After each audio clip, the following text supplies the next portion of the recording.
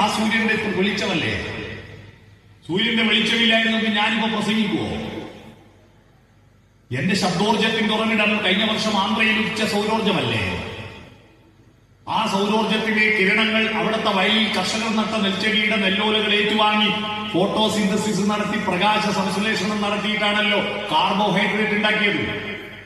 അതാണല്ലോ നെല്ലിന്റെ ഉള്ളിൽ കണ്ടേ വെച്ച പാല് രൂപത്തിലുള്ള കാർബോഹൈഡ്രേറ്റ് ആണല്ലോ ഉറച്ചു വിളഞ്ഞിട്ട് അരിയായത്. ആ അരിയാണല്ലോ കർഷകർ കൊയ്തെടുത്ത് മെതിച്ച് നെല്ലാക്കി മില്ലിൽ കൊണ്ടേ കുത്തി അരിയാക്കി ഹൈദരാബാദിൽ നിന്ന് ഗുഡ്സ് ട്രെയിനിൽ കയറ്റിച്ച് സെക്കന്ദരാബാദ്, വിജയവാഡ, സേലം, ഈറോഡ്, കോയമ്പത്തൂർ, പാലക്കാട്, ഒറ്റപ്പാലം, ഷൊർണൂര്, പട്ടാമ്പി, കുറ്റിപ്പുറം, തിരൂര്, താനൂര്, പരപ്പനങ്ങാടി, ഫറോക്ക്, കോഴിക്കോട്, കൊയിലാണ്ടി, വടകര, മാഹിപ്പാലം, തലശ്ശേരി, മുഴക്കുളങ്ങാട്, HA ഗോഡൌണിൽ കൊണ്ടുവന്നിട്ട് അവിടുന്ന് കൊട്ടിയൂര്, മാനന്തവാടി റൂട്ടിൽ എന്റെ വീട്ടിൽ ചിറ്റാരിപ്പറമ്പിലെ വാസുവാട്ടന്റെ റേഷൻ കടയിൽ കൊണ്ടുവന്ന അരി എന്റെ വീട്ടിൽ വാങ്ങിക്കൊണ്ടുവന്നിട്ട് രാവിലെ എന്റെ ഭാര്യ അരിച്ചിട്ട് ചുട്ട 3 ദോശ ഇലയിൽ പൊട്ടിച്ച് എനിക്ക് തന്നിരുന്നു.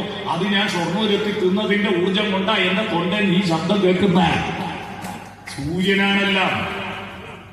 ഭർഗോദേവസ്യ ധീമഹി, ഭർഗസ് ഊർജത്തിന്റെ ഉറവിടമായിരിക്കുന്നവനെ, ധിയോ യോ ന പ്രചോദയാ, ധീ ബുദ്ധി, ബുദ്ധിക്ക് പ്രചോദനമായ വെളിച്ചമായി തീരൂ.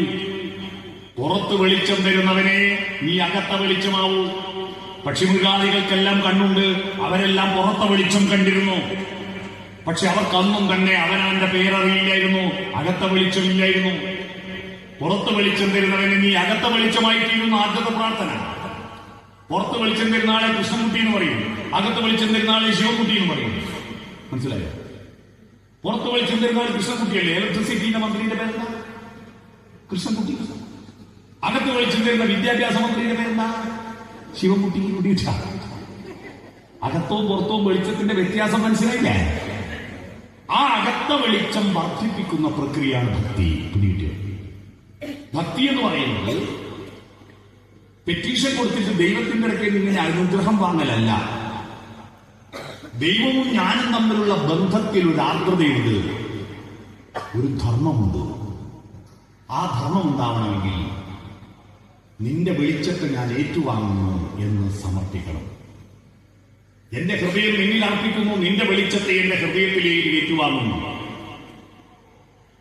തൊഴുന്നത്, നട തുറക്കാൻ കാത്തു നിൽക്കുന്നത് എന്തിനാ? ഈശാവാസ്യമിതം സർവം, മണ്ണിലും വിണ്ണിലും തൂണിലും തുരുമ്പിലും ദൈവമിരിക്കുന്നു. അവൻ കരുണാമയനായി കാവൽ വിളക്കായി